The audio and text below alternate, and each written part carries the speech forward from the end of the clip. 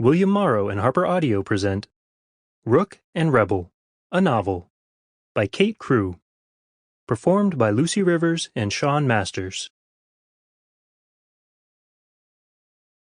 Content warning. This audiobook contains discussions of parental illness, house fires, death, and burn victims. There is also gun violence, knife violence, stalking, and torture, with mentions of eyeball torture and cannibalism. Listener discretion is advised.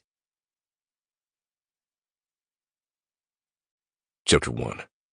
Rook. The city lights blurred as I gunned the throttle, the roar of my bike drowning out the chaos in my mind. I'm going to kill them, all of them, for dumping these damn jobs on me tonight. The entire day at the shop had gone to hell, and now I wasn't sure if I had broken my hand when I punched the guy. I had hit him over and over, working off every ounce of rage I had in me. It had worked for a few minutes, until I got on my bike, and reality came crashing down. There weren't enough hours to get everything done. More jobs seemed to fall onto me, and I could barely think straight. I had everything I wanted. 2 successful businesses, a decent place to live for me and Evie, no shortage of money. Yet, it wasn't enough for me. I craved power. I wanted to rule every single one of these guys we still had to work for and ruin their lives. Their sick, twisted lives they led, which seemed to have no repercussions for the things they did. CEOs, government officials, and everything in between. The men you would pass on the street and wave to were the ones who turned out to do disgusting and illegal things at night. I wanted all of them to start at the bottom, to burn their lives down, and see what they could make from the rubble. I pulled into our shop, the garage door already open so I could drive right in. I revved the bike once, heads snapping up to watch me, as the entire place filled with the loud echo of the engine. "Damn, you sound pissed," Aiden said, messing with his ear. "What the fuck are you all doing?" I yelled, ripping off my helmet. "You mean to tell me I'm out running all over the place while you sit around on your asses having a good time? Do you know how much work we have to do?" My leg and the side of my stomach ached as I got off.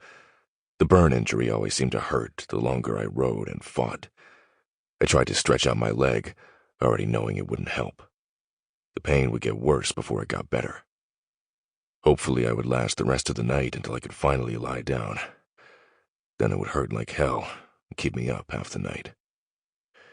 An endless cycle of work, more work, pain, and pretending to sleep, only to do it all over again. But I would do it again and again. We had money, and we were building power all over the city. Evie seemed happy enough, and she was safe, which I worried about the most. I glanced over as Aiden rolled his eyes at me. Evie did too. "Problem?" I asked. My sister had a tendency to always have a smart-ass answer, and I didn't think now would be any different. "You're always complaining you have to do all these jobs, but then you're the first one to volunteer. Make up your mind. Either let control go or deal with it," Evie said, smiling at me.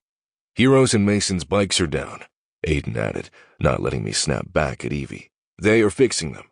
Zach is out with the other new guy doing a few things for us, but they aren't ready to do what you are doing," Aiden explained. "Zach isn't exactly a master interrogator, and Kane threw up last time he had to stab a guy." "And you?" I snapped. "I'm babysitting." "Want to trade?" he said, nodding toward Evie, who curled up in a chair, frowning at her phone now.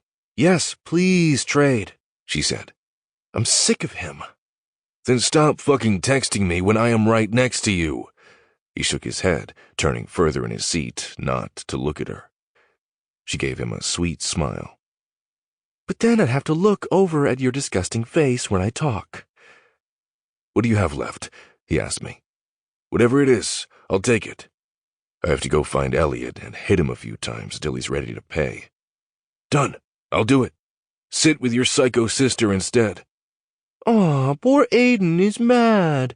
He had to come save me from a bad date and didn't get laid for it." "Bad date?" I asked. Evie turned 21 a few months ago, and while I didn't care if she dated, I wished she would be more Sample complete. Ready to continue?